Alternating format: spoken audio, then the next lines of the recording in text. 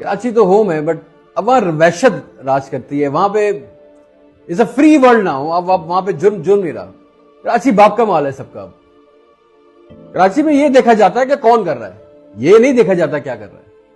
پہلے دیکھتے ہیں کون کیا کر رہا ہے, کون ہے جس نے یہ جرم کیا ہے, اس کے بعد طے ہوتا ہے کہ یہ جرم ہے یا نہیں ہے. ایک چھوٹی سی دکان لو, کراچی میں بڑا کامن ہے نا, ایک چھوٹی سی دکان لو, اس کے بعد 300-400 باہر کرسیاں رکھو, عوام بلاؤ, لائٹیں لگاؤ, لوگوں کو بٹھاؤ, پتھارے کا بیڑا غرق, ٹریفک کا بیڑا غرق, فٹ پاتھ کا بیڑا غرق, لوگ جائیں بھاڑ میں, عوام جائے بھاڑ میں, ٹریفک, کوئی نو ون کیئرز. باپ کا مال ہے, بتائے نا, پیسے دو, خیر ہے, سب چلتا کراچی میں.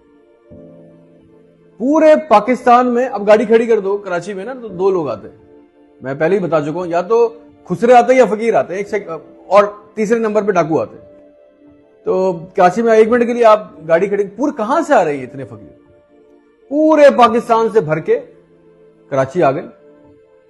اربوں روپے کا کاروبار ہے بھائی, اربوں روپے کا کاروبار ہے یہ بھیک مانگنے کا. آپ کیا سمجھتے ہیں؟ نہ کوئی ٹیکس ہے, نہ کوئی بینک اکاؤنٹ ہے, نہ کوئی سوال ہے, نہ جواب ہے. Free world, I told you, Karachi is now a free world, banana republic ہے. کوئی نہیں پوچھتا جرم, اب وہاں جرم نہیں ہے. اب نوعیت پہ ڈیپینڈ کرتا ہے کر کون رہا ہے تو جرم ہے, ورنہ نہیں ہے.